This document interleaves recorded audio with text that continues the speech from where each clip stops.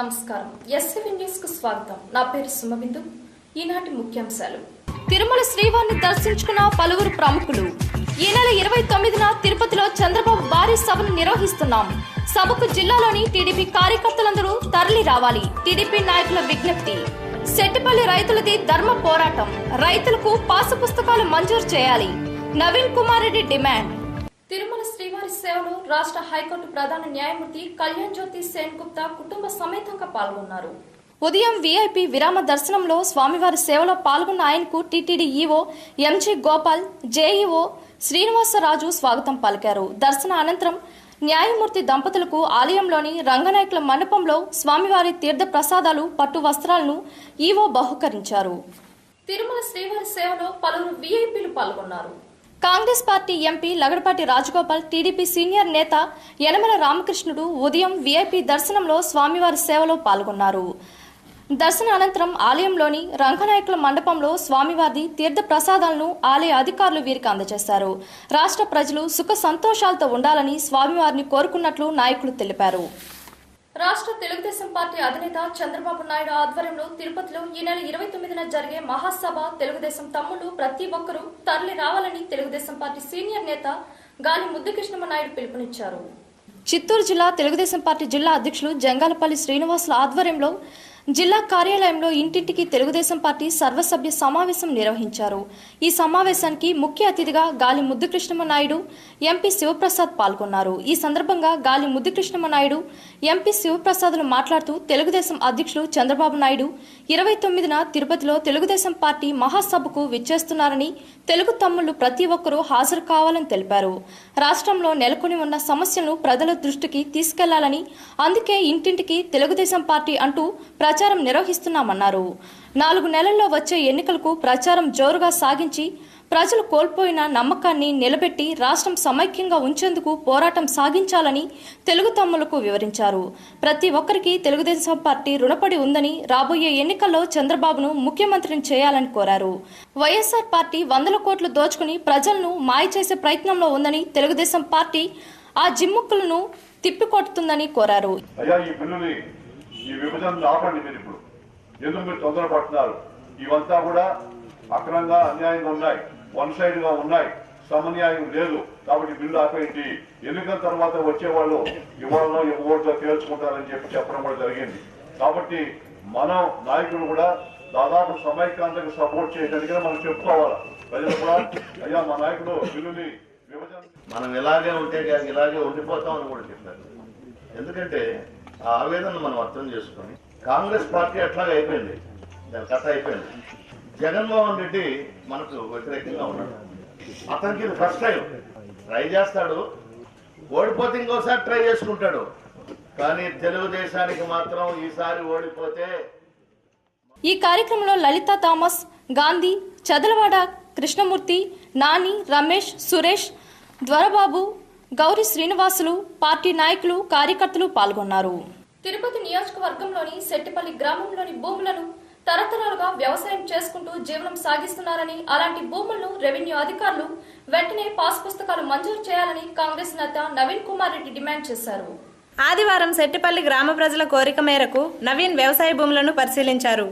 ఈ సందర్భంగా నవీన్ మాట్లాడుతూ, గత 8 సంవత్సరముల నుంచి సెట్టిపల్లి గ్రామంలోని భూములలో స్థానిక రైతులు వ్యవసాయం చేస్తున్నారని, 1980లో సెంట్రల్ రైల్వే కోచ్ ఫ్యాక్టరీకి గాను 100 ఎకరాల స్థలం అక్వైర్ చేసి దానికి గాను భూమి కోల్పోయిన ప్రతి రైతు కుటుంబానికి సిఆర్ఎస్లో ఒక ఉద్యోగం, కాంపెన్సేషన్ ద్వారా ఎకరాకు 18,000 రూపాయలు రైతులకు ఇవ్వడం జరిగిందని, అదిపోను ప్రస్తుతం ఉన్న 150 ఎకరాలలో 500 కుటుంబాలు ఆధారపడి జీవిస్తున్నామని, మళ్లీ రైల్వే శాఖకు మిగిలిన భూమి కూడా తీసుకునేందుకు 2 రోజుల క్రితం రెవెన్యూ వారు సర్వే చేయడంతో గ్రామ ప్రజలు ఆందోళన పడుతున్నారన్నారు.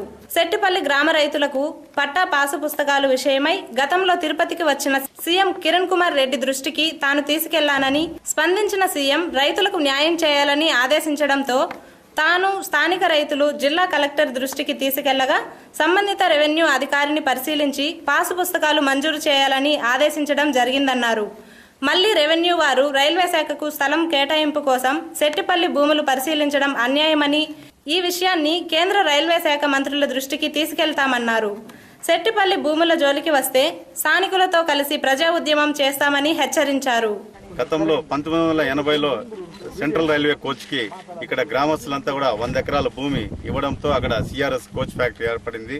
మళ్ళా కూడా ఇప్పుడు అధికారులు వచ్చి నిన్న రెవెన్యూ అధికారులు 2 రోజుల ముందు ఇక్కడ సర్వే చేయించి మిగిలిన భూమి కూడా మేము హ్యాండ్ ఓవర్ చేసుకుంటామని చెప్పడంతో ఇక్కడ ప్రజలంతా కూడా భయాందోళనకు గురయ్యారు. వీళ్ళు కోరడంతో ఇక్కడ వచ్చి పరిశీలించడం జరిగింది. నిన్ననే వెంటనే ఆర్డీఓ గారి దృష్టికి తీసుకెళ్లాము.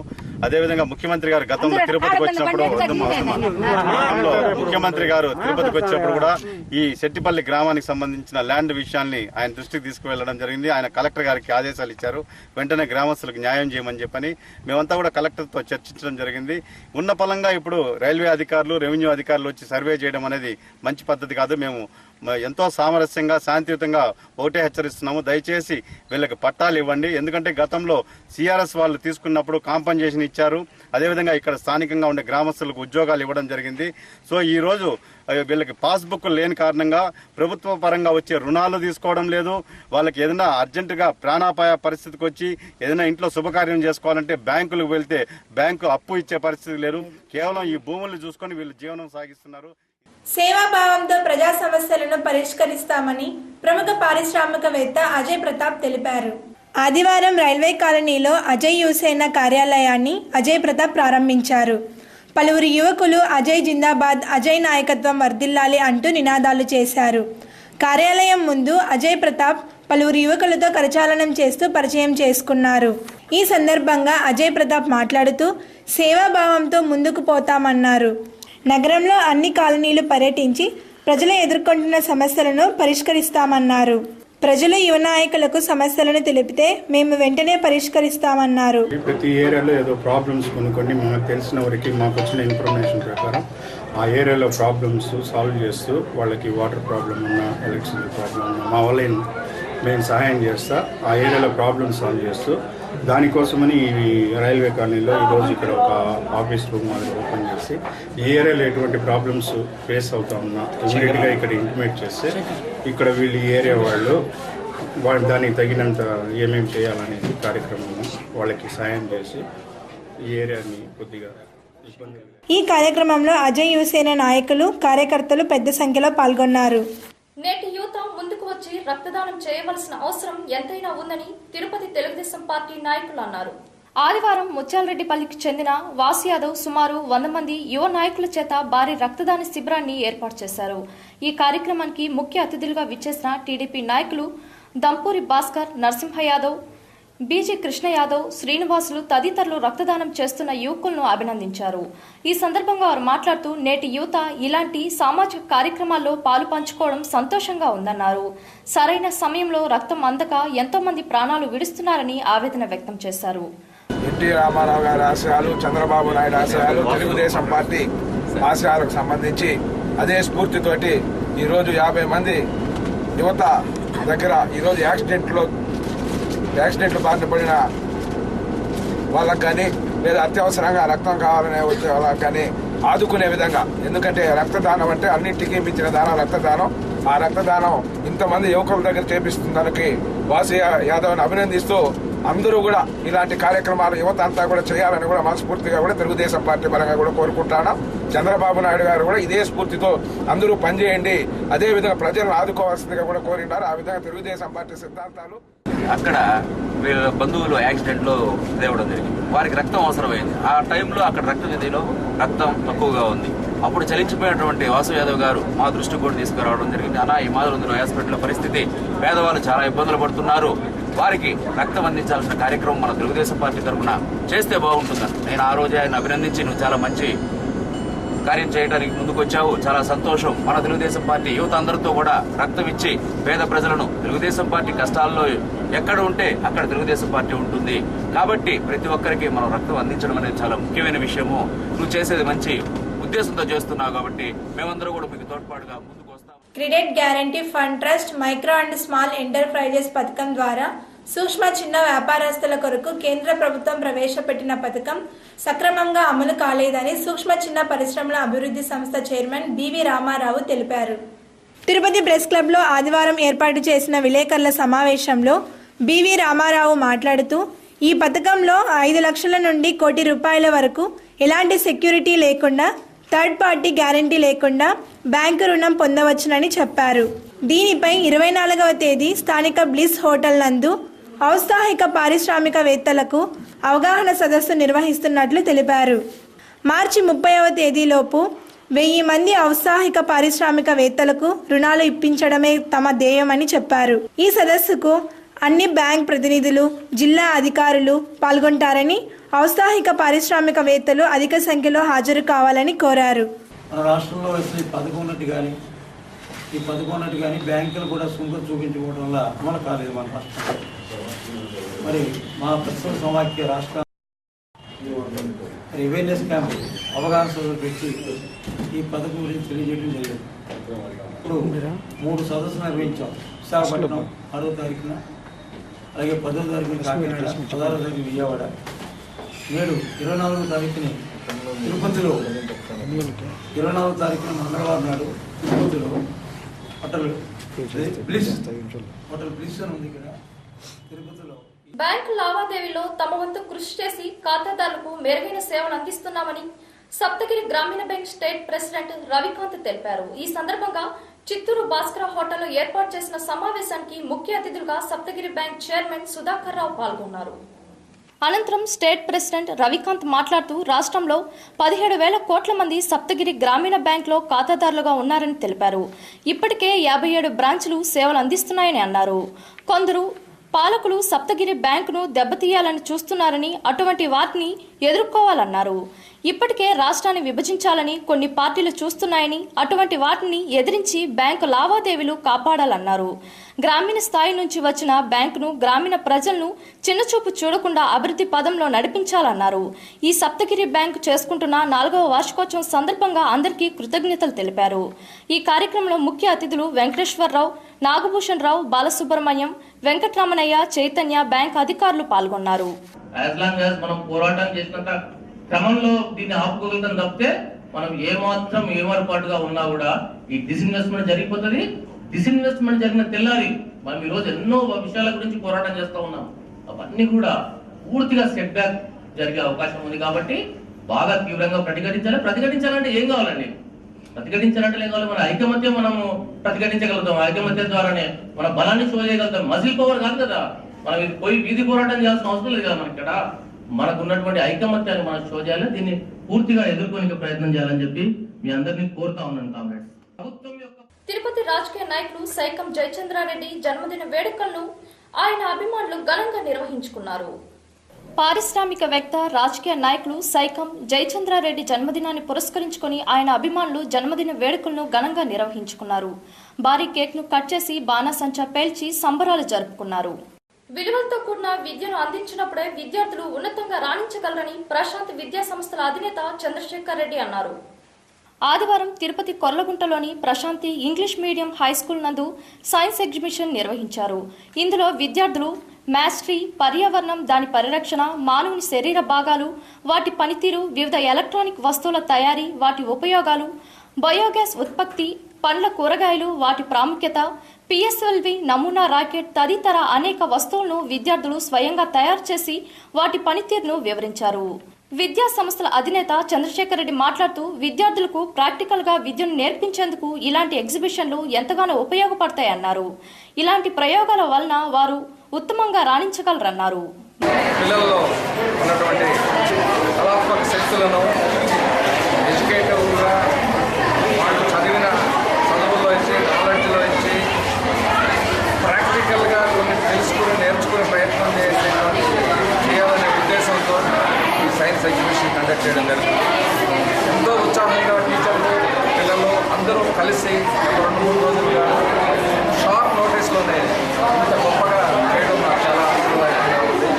పిల్లలు న్యాచురల్గా ఈవెన్ డల్లెస్ట్ స్టూడెంట్ అనుకున్న వాళ్ళు కూడా చాలా ఉత్సాహంగా ఎక్కువగా చదవండి. వాళ్ళు ఎక్స్ప్లెనేషన్ చేసే విధానం చూస్తుంటే మాత్రం అందరికీ ఆశ్చర్యంగా ఉంది. కాంగ్రెస్ పార్టీ నాయకులు తమ ఉనికిని కాపాడుకునేందుకే పనులు చేయకనే చేసుకున్నట్టు ప్రకటనలు చేసుకుంటున్నారని వైఎస్ఆర్ కాంగ్రెస్ పార్టీ ముఖ్య అధికార ప్రతినిధి హర్ష ఆరోపించారు. ఆదివారం తిరుపతి ప్రెస్ క్లబ్లో ఏర్పాటు చేసిన విలేకరుల సమావేశంలో హర్ష మాట్లాడుతూ గాంధీ కర్నాల వీధిలో ఎంపీ చింతామోహన్ వార్డు పర్యటన చేయలేదన్నారు. అయితే ఇక్కడి కాంగ్రెస్ నాయకులు ఎంపీ చింతామోహన్ చొరవతో నీటి సమస్య పరిష్కారమైందని చెప్పడం విడ్డూరంగా ఉందన్నారు. చంద్రబాబు నాయుడు, కిరణ్ కుమార్ రెడ్డిలు కుమ్మక్కు రాజకీయాలు చేస్తూ సీమాంధ్ర ప్రజలకు అన్యాయం చేస్తున్నారని ఆరోపించారు. తిరుపతి ఎమ్మెల్యే కరుణాకర్ రెడ్డి నిత్య వార్డుబాటలో ప్రజా సమస్యలు తెలుసుకుంటూ వాటిని పరిష్కరిస్తారని చెప్పారు. హంస లాంటి గుణం కలిగిన వారు తిరుపతి ప్రజలు అనేది నిత్యం ప్రజల మధ్యలో తిరుగుతున్న శాసనసభ్యులు కరుణాకర్ రెడ్డి గారు గెలిచిన రోజు నుంచి ప్రజా సంక్షేమం కోసం వార్డుబాట అని చెప్పి ఉదయం సాయంత్రం తిరుగుతూ ప్రజా సమస్యలు తెలుసుకుంటూ వాటిని అధికారుల దృష్టికి తీసుకెళ్లి ఆ సమస్యలన్నింటినీ పరిష్కారం చేస్తూ ఉంటే నెలకు ఒకసారో 2 సార్లు కూడా కనపడినటువంటి ఎంపీ గారైన చింతామోహన్ గారు గాంధీ రోడ్లో కర్నాల వీధిలో తిరిగి అక్కడ మహిళలు ఆయన్ని నీటి సమస్య గురించి ఆయన దృష్టికి తీసుకొస్తే ఈ విలేకరుల సమావేశంలో వైఎస్ఆర్సీపీ నాయకులు చందురాయల్, చిన్నముని, యోగాంజనేయులు రెడ్డి తదితరులు పాల్గొన్నారు. విద్యార్థులు మానసిక ఒత్తిడితో తీవ్ర ఇబ్బందులు ఎదుర్కొంటూ అనారోగ్యానికి గురవుతున్నారని విద్యా పరిరక్షణ సమితి అధ్యక్షులు భాస్కర్ తెలిపారు. తిరుపతి ప్రెస్ క్లబ్లో ఆదివారం ఏర్పాటు చేసిన విలేకరుల సమావేశంలో భాస్కర్ మాట్లాడుతూ డిసెంబర్ 29న శ్రీ వెంకటేశ్వర విశ్వవిద్యాలయం శ్రీనివాస ఆడిటోరియం నందు విద్యా పరిరక్షణలో ఉపాధ్యాయుల పాత్ర అనే అంశంపై సదస్సు నిర్వహిస్తున్నట్లు తెలిపారు. ఈ సదస్సులో రాష్ట్ర విభజన నేపథ్యంలో ప్రైవేటు, ప్రభుత్వ పాఠశాలల్లో పనిచేస్తున్న ఉపాధ్యాయులు ఎదుర్కొంటున్న సమస్యలపై చర్చ నిర్వహిస్తామన్నారు. విద్యార్థుల ఒత్తిడి వల్ల వచ్చే మానసిక సమస్యలు తదితర అంశాలపై సదస్సులో విపులంగా చర్చ జరుగుతుందని చెప్పారు. 29 డిసెంబర్ 2013న విద్యా పరిరక్షణలో ఉపాధ్యాయుల పాత్ర అనే అంశం మీద సమావేశాన్ని ఏర్పాటు చేశాము. ఈ సమావేశానికి ఎమ్మెల్సీ శ్రీ ఎండపల్లి శ్రీనివాసరెడ్డి గారు ముఖ్య వక్తగా వచ్చేసి ప్రసంగిస్తున్నారు. ఈ సమావేశంలో ప్రధానంగా రాష్ట్ర విభజన నేపథ్యంలో ప్రైవేటు, కార్పొరేటు విద్యా సంస్థల్లో పనిచేస్తున్న ఉపాధ్యాయుల సమస్యలు, విద్యార్థుల సమస్యల మీద చర్చ జరుగుతుంది. ఈ విలేకరుల సమావేశంలో ఎస్ఎఫ్ఐ నాయకులు మస్తాన్, జమీర్ బాషా, కాదర్ బాషా తదితరులు పాల్గొన్నారు. తిరుమల సమాచారం. తిరుమలలో భక్తుల రద్దీ అధికంగా ఉంది. ఆదివారం సుమారు 50,000 మంది భక్తులు శ్రీవారిని దర్శించుకున్నారు. అలాగే 2వ వైకుంఠ క్యూ కాంప్లెక్స్ లోని 27వ కంపార్ట్మెంట్ లో భక్తులు స్వామి దర్శనంకు వేచి ఉన్నారు. సర్వదర్శనానికి 18 గంటల సమయం పడుతుండగా ప్రత్యేక దర్శనానికి 6 గంటల సమయం పడుతుంది. Bullion market. Tirupati bullion gold jewellery and silver merchants association సమాచారం మేరకు సోమవారం లోకల్ బులియన్ మార్కెట్లో బంగారం, వెండి ధరలు ఈ విధంగా ఉన్నాయి. 22 క్యారెట్ల నగల బంగారం 1 గ్రాము ధర 2,784 రూపాయలు. 24 క్యారెట్ల అపరంజి బంగారం 10 గ్రాముల ధర 29,770 రూపాయలు. రిటైల్ వెండి 1 గ్రాము ధర 46 రూపాయల 50 పైసలు. వార్తలు ముగించే ముందు ముఖ్యాంశాలు మరోసారి. తిరుమల శ్రీవారిని దర్శించుకున్న పలువురు ప్రముఖులు. ఈ నెల 29న తిరుపతిలో చంద్రబాబు భారీ సభను నిర్వహిస్తున్నాం. సభకు జిల్లాలోని టీడీపీ కార్యకర్తలందరూ తరలి రావాలి. టీడీపీ నాయకుల విజ్ఞప్తి. సెట్టిపల్లి రైతులది ధర్మ పోరాటం. రైతులకు పాసు పుస్తకాలు మంజూరు చేయాలి. నవీన్ కుమార్ రెడ్డి డిమాండ్. ఈ వార్తలు ఇంతటితో సమాప్తం. నమస్కారం.